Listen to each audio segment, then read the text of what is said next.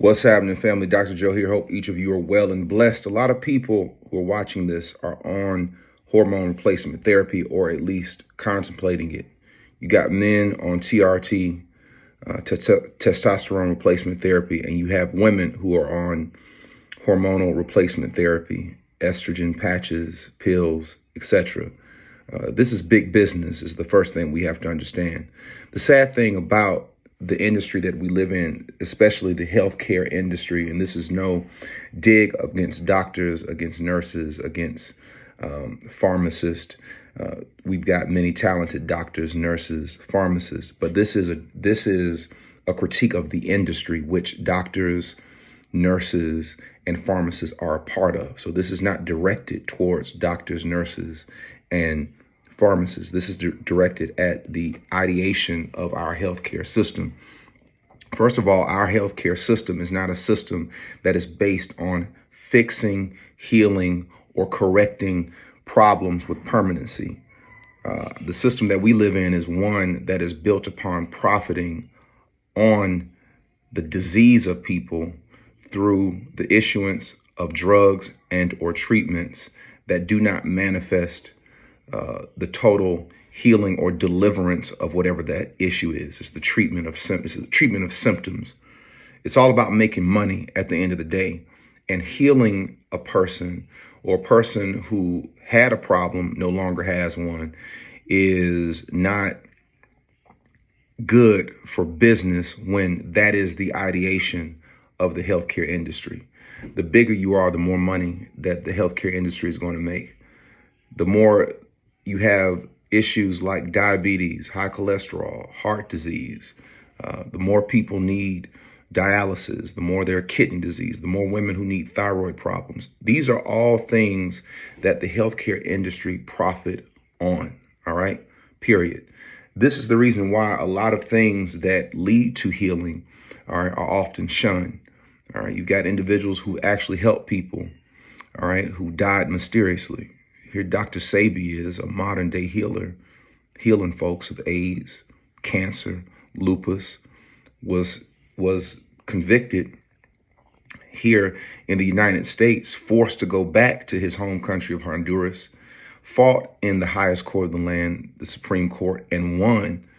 Yet we're not studying what it is that he did. We're not investigating those things. And he died in a jail cell due to pneumonia, probably one of the healthiest individuals that we saw, who died with questions. And whenever you have individuals or people or products or an industry that is upsetting the masses, pharmaceutical companies, all right, it creates issues. The person either has to be removed, they've got to be killed, something has to happen to them to where you don't understand what happened, or they have to be morally annihilated, meaning they have to be called crazy, quacks. They don't know what they're talking about. They're this, they're that. Well, I say all that to say that hormone replacement therapy is a moneymaker in this industry. Now, what happens is when you're eating unhealthily and when you're not living healthily, your hormones are automatically going to be out of balance. This means the vast majority of people over the age of 35 in America who are on the SAD diet, the standard American diet, will go to his or her doctors or endocrinologists. They'll get studies, and you'll have men where the studies will show after blood work that you got low testosterone, elevated estrogen, and you got women who may have high levels of testosterone and lower levels of estrogen. And because of that, you need to be on hormonal replacement therapy. So they've got the paperwork to say, okay, here you go. You can see your levels. Here you are, age 36 male, you're age 42 female, or whatever it is. Your levels need to be here or there. We're going to use exogenous hormones that come from outside, bioidentical, basically made in a lab, put it in your body, put the patch on, put the cream on, put the gel on, put the injection on, and then soon those levels will come back up. That's how the basic scam of this works. Now, do I mean that no one needs hormone replacement therapy? I can't sit up here and say that. All right, I can't. All right, but what I can say is most people who the blood work shows that you need it, The problem is not that you need hormone replacement therapy, but the problem is that you are living a lifestyle that is causing your hormones to not be normal. All right. And what I'm suggesting is this: lifestyle first. Always remember that. It should always be, let me fix my lifestyle. Let me fix how I'm eating. Let me fix my regimen. Let me fix the systems that I have created in my life in order to be in alignment with me becoming the very, very best version of myself. Am I drinking pure, clean water? Am I eating things that are balanced? Do I have an understanding of what I need to be eating? Do I need to know what I need to be avoiding? What is my body mass index? Am I lowering the body fat that's on my body? Am I participating in activity, outdoors, running, jumping? Am I resistance training? Am I doing the things that I need to do in order that my lifestyle can be in alignment? Because let me tell you something.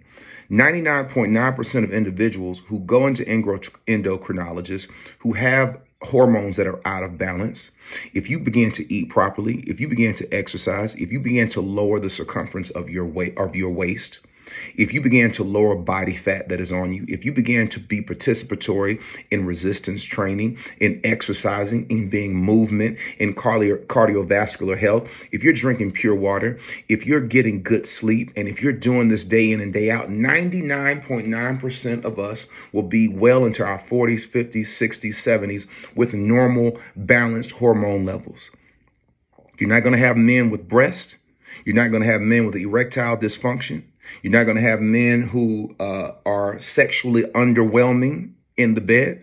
You're not going to have women who have thinning hair, thyroid issues, all of these types of things. The vast majority of the fix is not in a needle or a patch, but it's in your willingness to get up off of your couch, to stop stuffing your face with foods that are leading to the hormonal imbalances that you have. So if you are a person that's watching this and your doctor is telling you you need hormone replacement therapy, before you do that, try to change your lifestyle. Try to adjust your habits. Try to implement structure in your life. Try to be more disciplined. Try to do the things that you know you need to do to be a healthier version of yourself. Because let me tell you something, longevity is never going to be a part of taking pharmaceutical drugs. It's not. The folk who live the longest are individuals who have the best lifestyle habits that prolong life on this third rock from the sun called the earth. Until next time, you be well, be blessed. We'll see you on the next one. Peace.